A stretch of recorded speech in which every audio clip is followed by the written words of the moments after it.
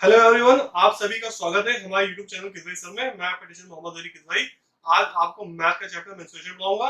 आज की वीडियो में हम व्रत और वर्ग के क्वेश्चनों को सॉल्व करेंगे। तो चलिए इस वीडियो को स्टार्ट करते हैं। वीडियो को स्टार्ट करने से पहले आप इस वीडियो की क्वालिटी हाई डाटा में सेट कर दीजिए और अगर चैनल पर नए हैं तो चैनल को सब्सक्राइब करें। तो इसमें पहला क्वेश्चन ये कह रहा है, एक वृत्त के परिघ एक वर्ग है। यदि वर्ग की प्रत्येक भुजा की लंबाई 14 सेंटीमीटर है तो वृत्त का क्षेत्रफल निकालें। यानी कि हमारा एक स्क्वायर था, एक वर्ग था, उसके अंदर में जो है एक वृत्त है। तो अब हमको बताया गया है कि जो ये अंदर का जो वृत्त है, ये सर्किल है, इसका हमको क्षेत्रफल निकालना है। यानी कि एक हमको स्क्वायर दे रखा था, स्क्वायर के अंदर में एक सर्कल था, तो जो सर्किल है उसका हमको जो है एरिया निकालना है। ठीक है, तो अब इसमें हमें दे रखा है प्रत्येक भुजा, यानी कि हर एक उसका जो साइड है, हर एक भुजा जो है वो 14 सेंटीमीटर है। तो हमको जो आपका स्क्वायर है, जो वर्ग है, उसकी हर एक भुजा जो है वो 14 सेंटीमीटर है। तो हमको अब इसका अंदर का जो सर्किल है उसका हमको क्षेत्रफल निकालना था। तो अब देखिए यहाँ पे वर्ग का जो व्यास होगा, जो आपका यहाँ पे ये इसका सेंटर होगा, यहाँ से लेके यहाँ इस एंड तक जो डायमीटर होगा, जो व्यास होगा सर्किल का, तो वो आपका जो होगा वो वर्ग की भुजा के बराबर होगा। 14 सेंटीमीटर ये था, 14 सेंटीमीटर के बराबर होगा। ठीक है, तो जो वृत्त का व्यास, यानी कि आपका अंदर वाले वृत्त का जो व्यास है और ये जो वर्ग की भुजा है, दोनों सेम है। ठीक है, तो अब वो 14 सेंटीमीटर है, तो अब इसकी त्रिज्या कितनी होगी, यहाँ से यहाँ तक इसकी त्रिज्या कितनी होगी, जो रेडियस होता है, तो व्यास बटे 2 होता है, तो यहाँ से 14 बटे 2 हो जाएगी, 7 सेंटीमीटर आ जाएगी। अब हमको वृत्त के क्षेत्रफल का फॉर्मूला मालूम है, पाई आर स्क्वायर होता था, तो इसमें हम रेडियस की वैल्यू, त्रिज्या की वैल्यू रख देंगे। त्रिज्या हमारी आई थी 7 सेंटीमीटर, तो यहाँ पे हमने रेडियस यहाँ पे 7 सेंटीमीटर रख दिया और पाई की वैल्यू 22/7 होती है। तो यहाँ पे रख के सॉल्व कर लेंगे तो हमारा 54 वर्ग मीटर आएगा वृत्त का क्षेत्रफल। अब ये वाला क्वेश्चन देखिए, इसमें कहा गया है कि एक वृत्त के अंतर्गत एक वर्ग है, यानी कि एक सर्किल है, उसके अंदर में एक स्क्वायर है। ठीक है, यदि वर्ग की भुजा 28 सेंटीमीटर है, यानी कि यहाँ से यहाँ तक पॉइंट जो हमारा 28 सेंटीमीटर है, तो वृत्त का क्षेत्रफल निकालिए। तो जो सर्किल है ऊपर, उसका हमें एरिया निकालना है, उसका क्षेत्रफल निकालना है। तो वृत्त का जो व्यास होगा, जो ये हमारा जो इसका जो ये वृत्त है बाहर का, इसका जो व्यास होगा, इसका जो डायमीटर होगा, तो वो इसके विकर्ण के बराबर होगा। जो स्क्वायर का जो विकर्ण होगा, वर्ग का विकर्ण होगा, उसके बराबर होगा। तो अब सबसे पहले हम वर्ग का विकर्ण निकाल लेंगे। तो वर्ग का विकर्ण फॉर्मूला होता है अंडर रूट 2 इंटू भुजा होता था।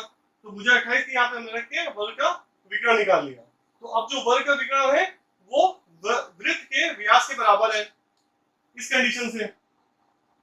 तो यहाँ से जो होगा, इस जो वैल्यू आई, यही वैल्यू जो होगी वृत्त के व्यास की हो जाएगी। अब वृत्त की हम त्रिज्या निकाल लेंगे। तो व्यास बटे 2 होता था, यहाँ से हमने जो वैल्यू आई उसको 2 से डिवाइड कर देंगे, तो वृत्त की त्रिज्या निकल आएगी। फिर वृत्त का हमें क्षेत्रफल निकाला था, तो फॉर्मूला था पाई आर स्क्वायर। यहाँ पे सारी वैल्यू पुट करके हम जो वृत्त का क्षेत्रफल निकाल लेंगे। अब ये वाला क्वेश्चन देखेंगे, इसमें कहा गया है एक 6 सेंटीमीटर त्रिज्या वाले त्रिज्याखंड का क्षेत्रफल एक परिमाप ज्ञात करें यदि त्रिज्याखंड का कोण 60 डिग्री है। यानी कि हमको एरिया ऑफ सेक्टर निकालना है, त्रिज्याखंड का क्षेत्रफल निकालना है। तो ये हमारा जो कोण बन रहा है यहाँ पे, जैसे एक पॉइंट ओ है, यहाँ पे एक ये वृत्त था, इसका हमें एरिया ऑफ सेक्टर निकालना है, त्रिज्याखंड का क्षेत्रफल निकालना है। तो यहाँ पे जो कोण बन रहा है वो 60 डिग्री का बन रहा है हमारा। तो त्रिज्याखंड का क्षेत्रफल का जो फॉर्मूला होता है, एरिया ऑफ सेक्टर का जो फॉर्मूला होता है, वो होता है theta upon 360 into pi r square होता है। तो थीटा की वैल्यू जो थी वो हमें जो 60 डिग्री दे रखी थी, और अपॉन 360 कर देंगे हम, इंटू पाई आर स्क्वायर कर देंगे। और जो हमारा जो त्रिज्या है, त्रिज्या हमारी दे रखी है 6 सेंटीमीटर है, तो 6 का स्क्वायर 36 हो जाएगा यहाँ पे। तो इस तरह से त्रिज्याखंड का हम क्षेत्रफल निकाल लेंगे। फिर त्रिज्याखंड का परिमाप का फॉर्मूला होता है 2r प्लस थीटा अपॉन 360 होता है इंटू 2 पाई आर होता है। ठीक है, यहाँ पे हमने डायरेक्ट कर दिया है। तो अब ये फॉर्मूले में सारी वैल्यू पुट करके त्रिज्याखंड का परिमाप निकाल लेंगे यहाँ से। अब यह सवाल देखेंगे, इसमें कहा गया है कि 5.6 सेंटीमीटर त्रिज्या वाले एक वृत्त का त्रिज्याखंड का माप, त्रिज्याखंड के परिमाप 27.2 सेंटीमीटर है, तो त्रिज्याखंड का क्षेत्रफल ज्ञात करें। यानी कि हमको त्रिज्या दे रखी 5.6 और त्रिज्याखंड का परिमाप दे रखा है, हमको त्रिज्याखंड का क्षेत्रफल निकालना है। ठीक है, तो त्रिज्याखंड का परिमाप का फॉर्मूला ये भी होता है 2r प्लस l होता है। तो इसमें त्रिज्या जो हमको दे रखी थी 5.6 और परिमाप हमको दे रखा था 27.2, तो यहाँ से हम l की वैल्यू निकाल लेंगे, चाप की लंबाई निकाल लेंगे, और त्रिज्याखंड का क्षेत्रफल फॉर्मूला ये होता है हमारा 1/2 इंटू आर इंटू एल होता है। यहाँ पे हम सारी वैल्यू पुट करके त्रिज्या का क्षेत्रफल निकाल लेंगे। अब ये वाला सवाल देखेंगे, इसमें बताया गया है कि दो वृत्त अंतर स्पर्श करते हैं, यानी कि दो वृत्त एक दूसरे को स्पर्श कर रहे हैं। एक वृत्त के अंतर में दूसरा वृत्त है और दूसरा जो वृत्त है वो बाहर वाले वृत्त को छू रहा है, स्पर्श कर रहा है, ठीक है। तो उनके क्षेत्रफलों का जो योग है वो 116 पाई है। तो अब और उनके केंद्रों के बीच की दूरी 6 सेंटीमीटर है, ठीक है। तो वृत्तों की त्रिज्या निकालनी, दोनों वृत्त की आपको त्रिज्या निकालनी है, ठीक है। ये हमसे कहा गया है दोनों केंद्रों के बीच की दूरी, यानी कि आपसे कहा गया है दोनों वृत्तों के केंद्रों के बीच की दूरी, यानी कि यहाँ पे इसका केंद्र आपका बड़े वाले सर्कल का केंद्र ये है और छोटे वाले सर्कल का केंद्र आपका ये है। तो इन दोनों के बीच की जो दूरी है वो हमको दे रखी है, वो 6 सेंटीमीटर दे रखा है। और दोनों जो सर्किल है, दोनों वृत्तों का जो क्षेत्रफल का योग है वो हमको दे रखा है। हमको त्रिज्या निकालने कहा गया, दोनों वृत्तों की त्रिज्या निकालने के हमसे कहा गया है। तो अब हम यहाँ पे क्या करेंगे, हम फॉर्मूला लगा देंगे। तो हमारा कंडीशन पहले कैसे दे रखी है कि दोनों वृत्तों के क्षेत्रफल का जो योग है वो 116 पाई है। तो हम फॉर्मूला हमारा होता है पाई आर स्क्वायर होता था। तो बड़े वाला जो हमारा सर्किल है उसका हमने त्रिज्या रेडियस को हमने कैपिटल आर मान लिया और छोटे वाले सर्किल का हमने रेडियस स्मॉल आर मान लिया। तो अब क्या होगा, pi r square plus pi r square जो होगा इक्वल्स टू 116 पाई होगा। यहाँ से हम पाई कॉमन ले लेंगे और यहाँ पे हम पाई पाई कैंसिल कर देंगे। तो r square capital r square plus small r square equals to 116 हो जाएगा। अब एक कंडीशन हमको दे रखी थी कि दोनों वृत्तों के केंद्रों के बीच की दूरी, यानी कि पहला वाला आपका वृत्त बड़ा वाले का केंद्र ए मान लिया, छोटे वाले वृत्त का केंद्र हमने बी मान लिया, इन दोनों के बीच की जो दूरी है वो 6 सेंटीमीटर दे रखी है। तो हम यहाँ से एक कंडीशन बना सकते हैं कि टोटल हमारा AC जो यहाँ से यहाँ तक पॉइंट है, AC में से हम BC माइनस कर दें तो हमको AB निकल के आ जाएगा। तो वही हमने रख दिया यहाँ पे, AC minus BC equals to, ये करेंगे तो हमारा AB आएगा। तो AB की वैल्यू 6 सेंटीमीटर, तो यहाँ से हमने कंडीशन बना दिया। तो अब यहाँ से जो हमारी वैल्यू आई, तो यहाँ पे AC यहाँ पे कैपिटल आर होगा क्योंकि ये त्रिज्या है बड़े वाले सर्किल की, और BC क्या है, ये इसकी वैल्यू स्मॉल आर होगी क्योंकि ये त्रिज्या है छोटे वाले सर्किल की। तो यहाँ पे हमने सारी वैल्यू रख दिया। तो R की जो रिलेशन बनी वैल्यू आई, R equals to capital R equals to होगा स्मॉल r प्लस 6 होगा। अब ये हमने जो पहला इक्वेशन बनाया था, यहाँ पे हम R की जगह पे हम ये वैल्यू रख देंगे, ठीक है। तो क्या हो जाएगा, स्मॉल r प्लस 6 का होल स्क्वायर हो जाएगा plus r square equals to 116 हो जाएगा। इसको हम सॉल्व कर लेंगे तो यहाँ पे एक क्वाड्रेटिक इक्वेशन बन जाएगा, ठीक है। तो जो क्वाड्रेटिक इक्वेशन बनेगा तो उसको हम तोड़ लेंगे। तो अब इसको क्या होगा, r स्क्वायर प्लस 10 हो जाएगा माइनस 4 हो जाएगा। क्वाड्रेटिक इक्वेशन में ये जैसे कि आपको 6r इसको ऐसे तोड़ना है आपको कि जोड़ने या घटाने पे 6 है और गुणे करने पे हमारा -40 है। तो हमने 10 और -4 ले लिया। अगर 10 में से हम -4 करेंगे तो 6 आ जाएगा, तो हमारा 6 आ रहा है, प्लस 6 आएगा, तो हमारा प्लस 6 आएगा। और अगर हम 10 को -4 से मल्टीप्लाई करेंगे तो -40 आएगा। तो इन दोनों के गुणे के बराबर हो जाएगा, ठीक है। फर्दर हम आपको जब क्वाड्रेटिक इक्वेशन समझाएंगे तो क्लियर कर देंगे चीज। तो अब देखिए इसमें हमने r कॉमन ले लिया, तो यहाँ से दो वैल्यू आई आपकी, एक -10 आई और एक +4 आई, ठीक है। तो माइनस वाला हम नहीं लेते हैं, तो अब जो हमारी स्मॉल r की वैल्यू आई है वो 4 आई है, ठीक है। अब इस वैल्यू को हम इस इक्वेशन में रख देंगे। हम कैपिटल R इक्वल्स टू था r + 6 था, तो यहाँ पे r की वैल्यू हमने 4 रख दिया और +6 कर दिया। तो कैपिटल R जो बड़े वाले सर्किल की त्रिज्या थी हमारी वो 10 सेंटीमीटर आ गई और छोटे वाले की जो सर्किल की जो त्रिज्या थी वो हमारी 4 सेंटीमीटर आएगी। इस तरह से सॉल्व करेंगे। अब यह सवाल देखिएगा, इसमें कहा गया है कि दिए गए चित्र में छायांकित भाग का क्षेत्रफल ज्ञात करें। ये आपको एक चित्र दे रखा था, एक आपको वृत्त दे रखा था, सर्कल दे रखा था।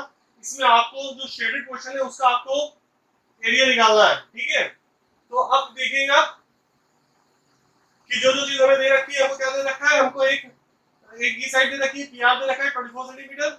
उसके बाद हमको दे रखा है P2 दे रखा है, हमको ये दे रखा है ये 7 सेंटीमीटर दे रखा है और O बता रखा है ये इसका सेंटर है, ठीक है। तो हमको क्षेत्रफल निकालना है इस पार्ट का जो आपका छायांकित है।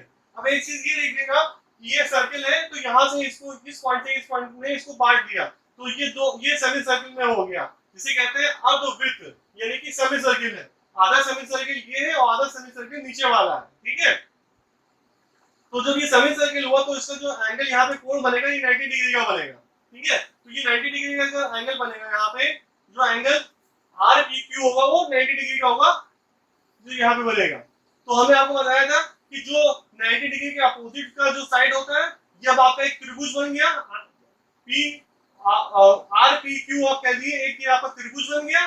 तो अब इस त्रिभुज में जो आपका ये जो साइड होगा जो आपका 90 डिग्री के अपोजिट वाला होगा वो हाइपोटेन्यूज होगा जिसे हम कर्ण कहते हैं। तो अब हम पाइथागोरस थ्योरम लगा देंगे। पाइथागोरस का थ्योरम वाला कहता है हाइपोटेन्यूज का स्क्वायर इक्वल्स टू बेस का स्क्वायर प्लस परपेंडिकुलर का स्क्वायर। तो हाइपोटेन्यूज हमारा ये है, आर क्यू हमारा हाइपोटेन्यूज हो गया, इसका स्क्वायर जो होगा निकल के आएगा। तो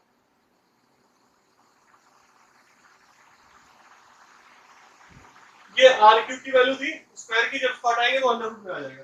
तो अब यहाँ पे जो हम ये वाला साइड निकालेंगे ये हमारा तीसरा साइड होगा ट्रायंगल का जो हाइपोटेन्यूज है। ठीक है, तो यहाँ से हमने आर क्यू का स्क्वायर इक्वल टू क्या होगा, पी आर का स्क्वायर हो जाएगा प्लस पी क्यू का स्क्वायर हो जाएगा। ठीक है, हाइपोटेन्यूज का इक्वल टू बेस का स्क्वायर प्लस परपेंडिकुलर का स्क्वायर होता है। ठीक है, तो ये पाइथागोरस थ्योरम होता है। तो यहाँ पे हमने सारी वैल्यू रख के हमने आर क्यू की वैल्यू ये आई तो हम इसका अंडर रूट इसका स्क्वायर हटाएंगे तो अंडर रूट आ जाएगा। तो 625 तो यहाँ पे 625 का जब अंडर रूट करेंगे हम तो 25 आएगा। तो आर क्यू की वैल्यू हमारी जो है 25 आ जाएगी। तो आर क्यू हमारा यहाँ से यहाँ तक हो गया। तो ठीक है, अब जो है ये पूरा क्या है, ये आप देखिएगा ये जो बड़ा वाला सर्किल है हमारा, तो इसका क्या होगा, इसका व्यास हो जाएगा, इसका डायमीटर हो जाएगा। जब इसका आधा कर लेंगे तो इसकी त्रिज्या निकल आएगी सर्किल की। तो जो ये आर होगा हमारा, जो ये पार्ट के लिए यहाँ से यहाँ तक का, यहाँ से यहाँ तक का, वो हमारा जो होगा त्रिज्या होगी। तो जो हमारा टोटल आर क्यू आया है यहाँ से यहाँ तक की लेंथ आई है, इसको हम डिवाइड कर देंगे 2 से, तो हमारे त्रिज्या निकल के आ जाएगी।